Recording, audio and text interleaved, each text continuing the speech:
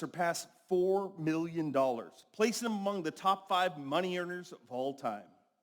Reese played a pivotal role in the launch of Major League Fishing and continues his entrepreneurship by launching reesefishing earlier this year. It gives me a great honor to please welcome Skeet Reese to the Bass Fishing Hall of Fame.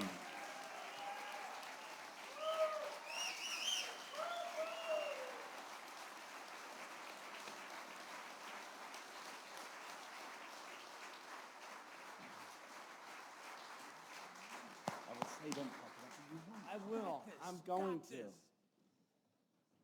Wow. All right, I got some. I might have to hurry this up because I'm about ready to piss my pants. Anybody else need to go? We can take a break right now if you want. So. You were the first to do it on live, just so you know. Piss on camera? Did I really? Yeah. Well, apparently I've had a lot of firsts. Oh, wow. Damn it. All right, so apparently there's some bets going on how long it's going to take me to cry up here. So that walk up here doesn't count. So who's in on the bets? It's the Hall of Fame Board of Directors, I do believe. There's a couple hands all right there. Well, you thought I was already to cry, didn't you? No, those tears, these don't count because I was down there, John, so thank you. Oh, my gosh. I've got some stuff here, but I'm really here doing this right now. Now it might happen. Oh, shit. So any of you that don't know me, I don't have a filter. And so there's no telling what's going to come out, when it's going to come out, but that's me. I'm looking in this room, and I see so many people that influenced sport. Here we go. Shit. So many people that influence this sport that we wouldn't be here tonight if it wasn't for a whole group of you in here.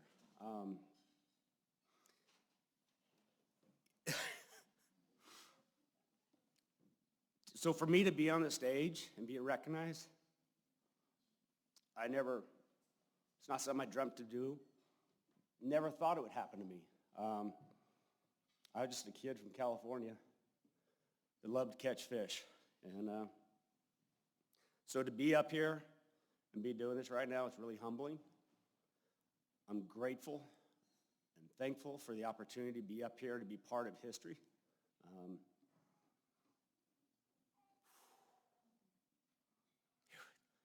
Why do you guys got to be so quiet? Somebody rip a big one or something. It's like, break the silence in the room here. I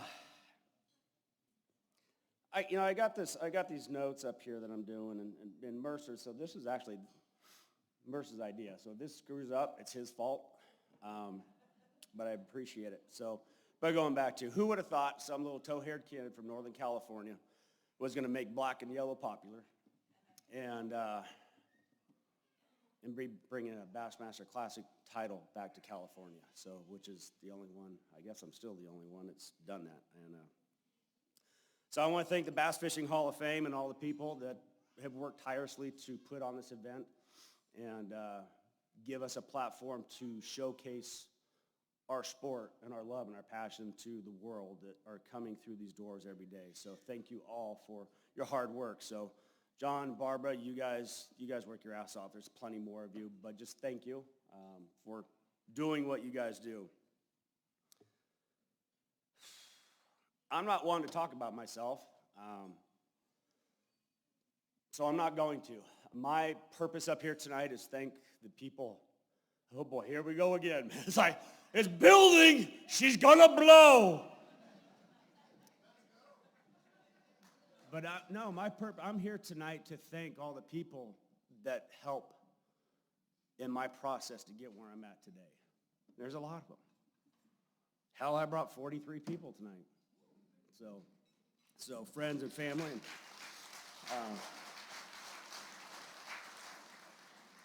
so first, where's Kevin and Sherry? Where are you at? He might make it someday still. Kevin and Sherry, I want to thank you for your nomination for this.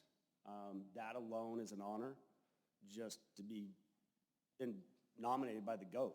I still look at him. I'm still a fanboy, so fortunately him and I have been friends, and sometimes I still want to flick him right in the cod. So have any of you guys watched that Tom Brady roast that Kevin Hart did? Where they just ripped on him. How many of you think we should do that for Kevin? That's what I think so. This would be good. Kevin, would you do that? It's a good answer. It's a good answer. So when I was nominated for this, it created a lot of emotions that were hard to process at first. And first thing is they're telling me is I'm old as shit, and I'm like, you're done. I'm like, whoa. I'm still fishing. I can't go in a Hall of Fame. I still got more to do. And so it was hard to accept at first, but then, fortunately for me, I was able to win the Bass Pro Tour event this year on the James River, and which was a huge mental boost and all that. So I was like, yeah, see, I told you I'm not done. I still got it. For one derby, we'll see what happens from here on out. But so in my head, I'm still a kid. I act like one, and that's my family's down here. They'll probably tell you that my girls are way more mature than I am. But that's okay. So yeah, it's been hard to process, but now that I'm here and I got to reflect on my last, believe it or not, so I might, I look like I'm 30, but I'm really 55. Just kidding. I don't know, I look like Roland. Where's Roland at? Roland's 93 and he looks beautiful. But to be able to look back at what my career's been for the last 27 years of fishing full time, I'm like, gosh, I've done more than I thought, or you don't realize. It's just one of those things where you don't think about what you're doing, you just do. And it's just, you're putting one foot in front of the other, moving forward to the next tournament, trying to make a paycheck to put fuel in the vehicle to get home or to get to the next tournament, or now trying to pay for college. Anybody else struggling with that? I didn't say I was struggling, but anyways.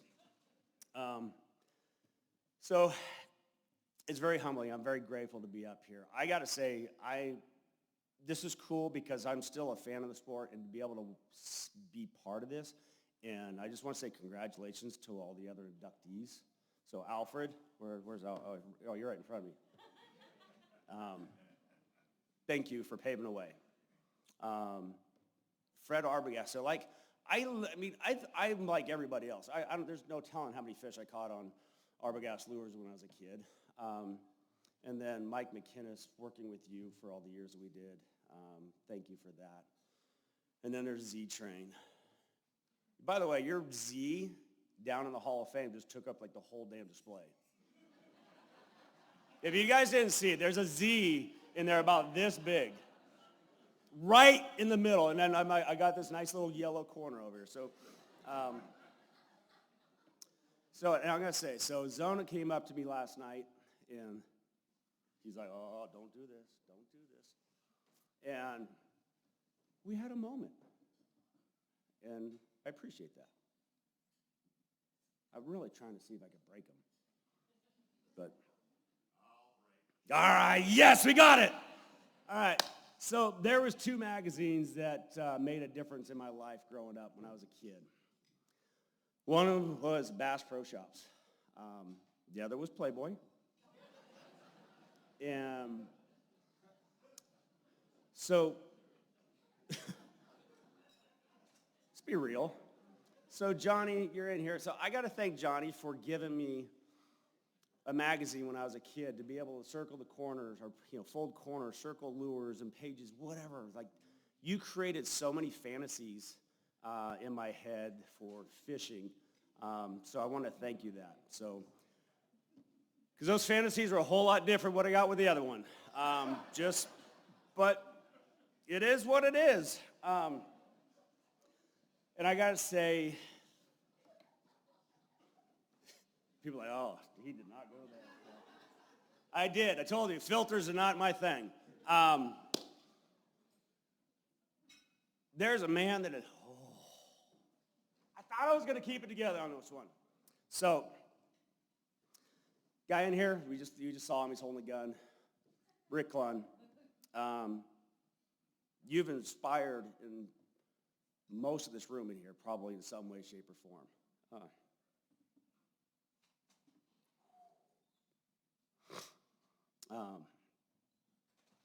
You inspired me when I was 12 years old to fish for a living.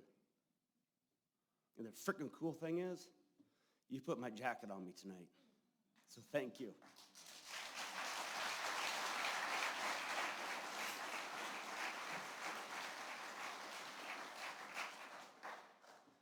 Thanks for the inspiration. But there was a lot of others growing up. You know, I look at, there's D. Thomas, Bill Dance, Roland Martin, Danny Brower, Hank Parker, Mark Davis, Larry Nixon, Gary Klein, and so many more of you in this room. And 100%, we wouldn't be doing this if it wasn't for Ray Scott. So thank you, Ray. So thank all of you for the inspiration, because that's why we're all here. We love this shit. We love fishing. We just want to keep doing it. And I'm going to get off track here, but like, how many of you like catching crappie now? Like, I didn't want to catch a crappie until like 2 years ago. And I'm like, hey, these things are kind of fun. So now I'm enjoying crappie fishing. My brother Jimmy, where are you at, bro? Our other brother John, who couldn't be here tonight. We love you, bud. Wish you could be here.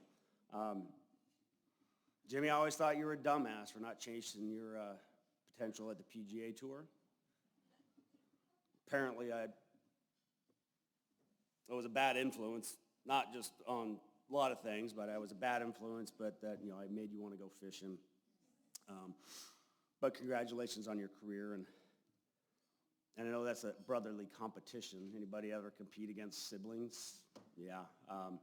So I think he pushed me, because especially his older brother, when you can kick your older brother's ass, it's even better. And so I think he did push me, and I thank you for that, and I love you, bro. My best friend in life, Jeff Hampton. Where you at, bro? Don't cry yet, because I will.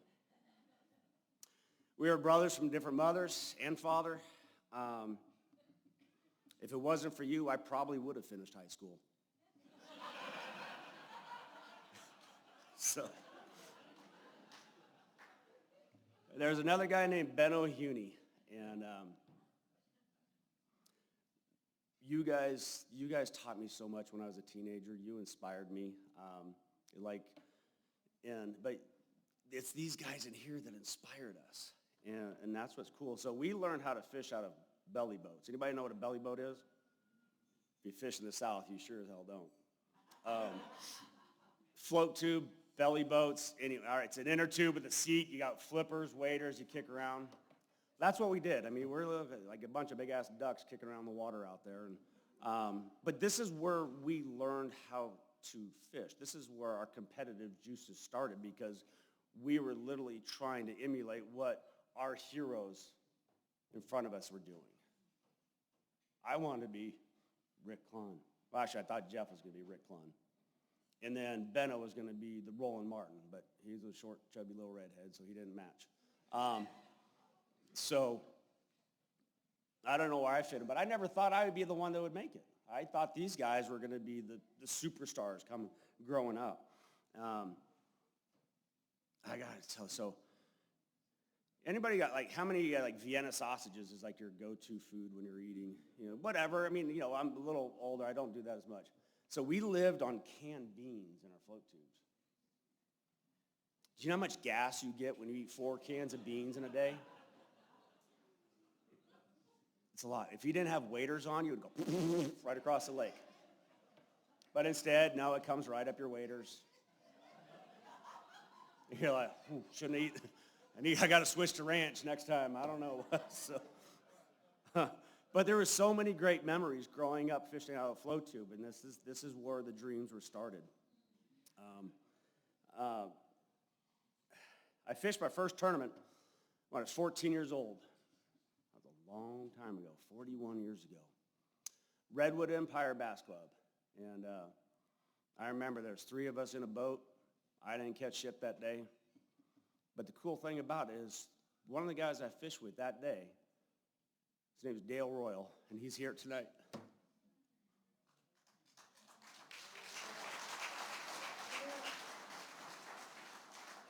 Thanks for letting a 14-year-old kid in your boat keep the dream going, keep the dream alive. He actually does drive my rig around the country anymore, so if you see the big truck, it's not typically me, it's Dale. But the Bass Club taught me so many things. There was like, it gave me a social group of people that were good. They had all like-minded ideas of what they loved in the outdoors, and this is going way beyond my time limit, but I don't really care right now. So, but there was a point in time in my early 20s, I thought I was pretty hot shit. And I realized real quick that I wasn't. I wound up being broke. I wound up being homeless, living in the back of my truck, which, Rick, you're spot on what you say. When you hit rock bottom, you have a passion. It pulls you through. But there's 2 guys I met at that Bass Club that gave me a chance. They took me under the wing, taught me a trade. Became a tile setter. They're also here tonight. John Kidder and Paul Vianello, thank you.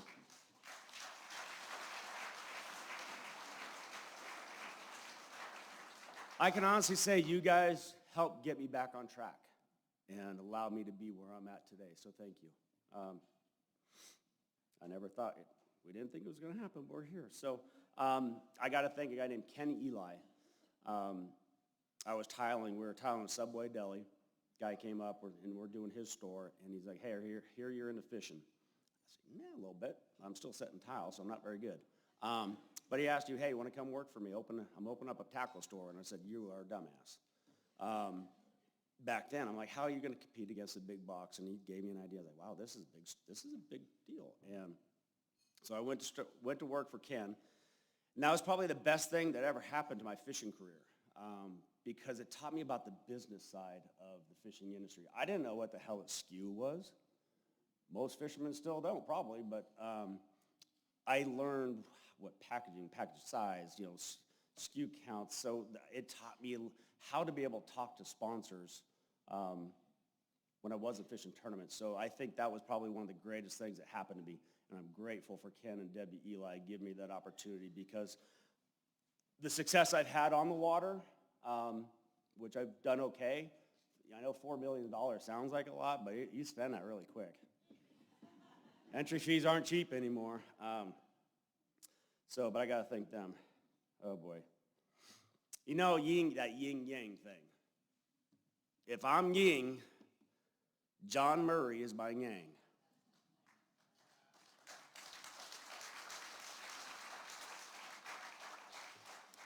This dude's one of the greatest anglers to come out of the western United States. And he's been my roommate for 27 years. And I would not have the successes I've had if it wasn't for you. You steered me in the right direction so many times. Like me, you say squirrel, I'm like, yep, where? That's me. But you pointed me in the right direction. I can't thank you enough. We've had a lot of fun, got a lot of stories. A lot of them we can't talk about up here. A lot of them include Byron Velvick over here, The Bachelor. I just had to rub that in. He's like, oh, he's gonna punch me later for that one. Byron, thanks for putting me on the right swim bait to beat you at Lake Gunnersville. I enjoyed that. That's spent, that's gone. But anyways, But I gotta say, I want to give props. So Byron, you taught me how to be a sight fisherman. I didn't, you were the greatest sight fisherman I ever been around. So you taught me so much about that, and I thank you for that. But there's so many other guys from the West. I mean, the late great Aaron Martins. I love you. I miss you, bud. Nobody like you. Oh wow. That one's gonna well up. They're building. We can talk about Aaron for an hour up here. But there's, Kent Brown, love you, bud, out there. But there's so many from the West that taught me, that allowed me to be able to come out here and try my hand fishing against you guys east of the Mississippi, which was, not a lot of us had done that. So we are all inspired by this group in here to be able to go try and do it for a living some point in time in our lives. And I've been able to manage to do it a little bit. I have friends and family here that have supported me. My aunt and uncle, Phil and Judy, I love you guys.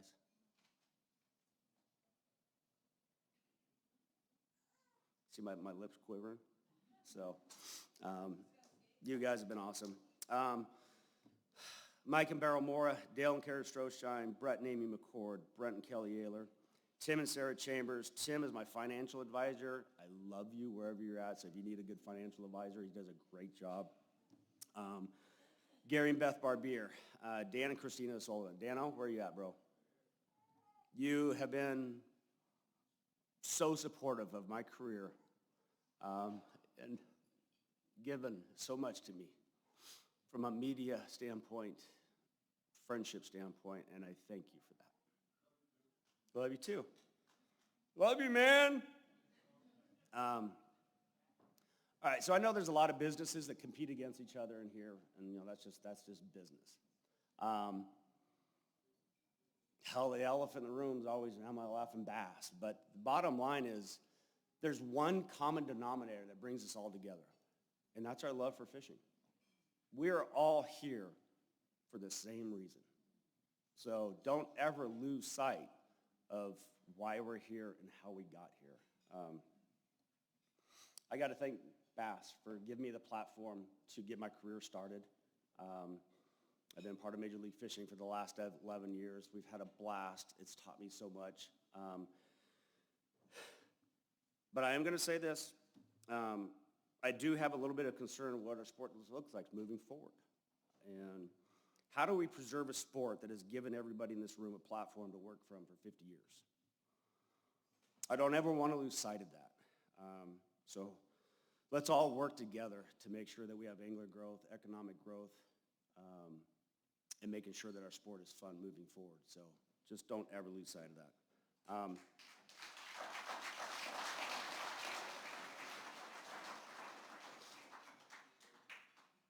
Speaking of economics, this is my economics based on my partnerships with sponsors all these years. I've had a lot of sponsors come and go. That every one of them has been part of me being where I'm at today, so I want to say thank you to them.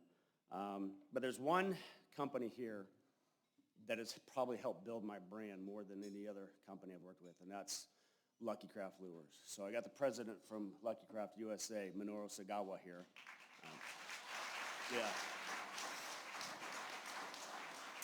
You've been a good friend, and so much so that he actually entrusted me to marry him and his wife. I don't know if it's legal. I haven't heard anything all these years later, so glad it's working out. My longest running sponsor, Mercury Marine, Michelle Kilburn here. Thank you for keeping me around still. Lowrance Electronics, I got Doug O'Hara and Cheryl Spencer from Lowrance. Thank you for your continued support. Ranger Boats, still building great boats one at a time. Kara Davison, where are you? Hi, Kara. Thanks for still believing in the old guys. I appreciate that. Bassproshops, you guys have been a blast to work with. Dustin Schumacher, where are you at? Whatever, can't see you. Anyways, I'm pretty sure Johnny is the only sponsor that any of us have that has the capabilities to have an event like this in the home office. So thank you for Bassproshops for having us. Power Pole, you guys make some badass products, and you are an amazing team to work with, so everybody at Power Pole, hope they're being safe down in Florida with the hurricane coming down there. I want to thank Grundens Outerwear for making great clothing. Another company, Kastking, you guys like a silent ninja coming into the industry and taking out the competition. There's a guy here named Al Noriker. There's Al. So Al and I worked together on a yellow rod project. Anybody ever see any yellow rods out there? We sold a couple, so I want to thank you for that. But and congratulations on your retirement coming up.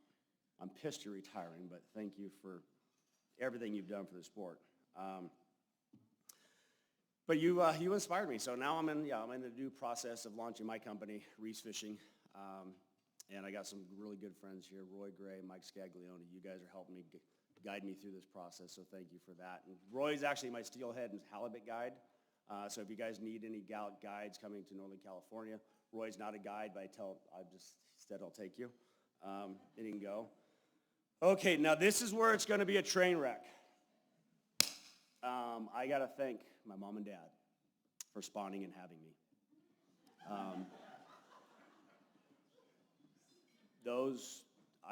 My dad. I mean, if my dad was here, I would have had him put my jacket on me today, but he's not with us anymore. So, Rick, he's my substitute dad still.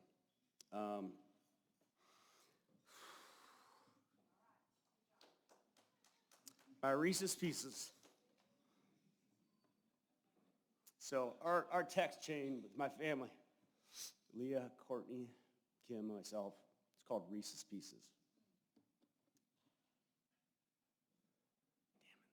This gone like for an hour now? What is this? I'm sorry, I'm dragging you on, but I'm taking my time. I'll read it. You girls are my pride and joy. You two have sacrificed so much.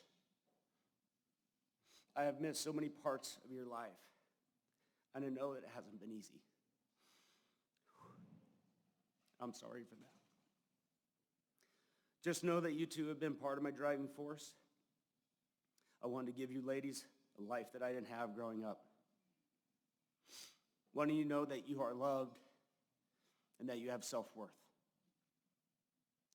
When you were born, I learned what unconditional love is. I'm so proud of what strong, confident, independent, loving, and compassionate women you have turned out to be. I love you. And now for the Reese's piece that keeps all this shit together. Kim, my loving wife.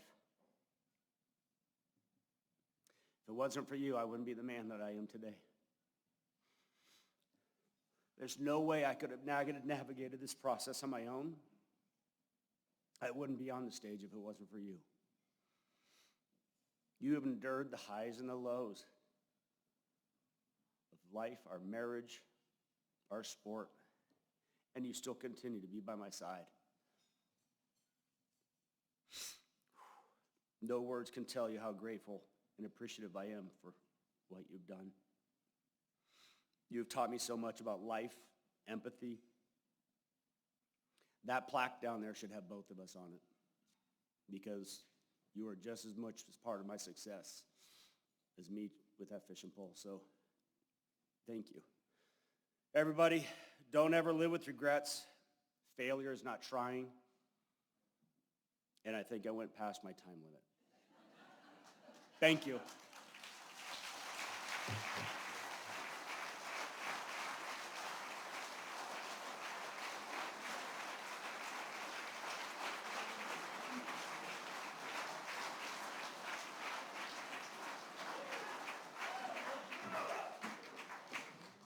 I am really scared to do this, but Skeet, come on back up here. To make the plaque presentation, I'd like to welcome Kathy Fennell, and let's make this official. Let's hear it for Skeet Reese, ladies and gentlemen.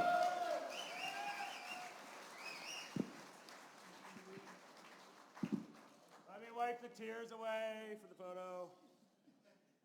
Oh, you're not coming in here?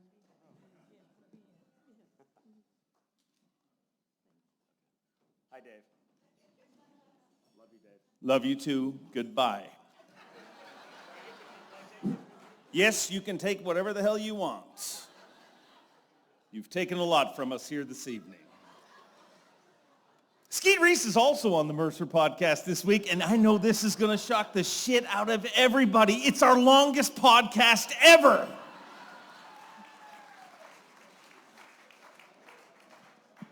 Wow. We are here to raise some money this evening. And we're going to take a little break from our inductions. And we need to bring up, we do a live auction here. And we tried it for a few years, and it was horrible because we didn't have an auctioneer. But we do have an auctioneer here joining me here today. And I mean, let's be honest. His name is Kenny Ray McGraw. With a name like that, he had no choice. It was NASCAR or auctioneering. Let's bring him up from Blackman Auctions, Kenny Ray McGraw.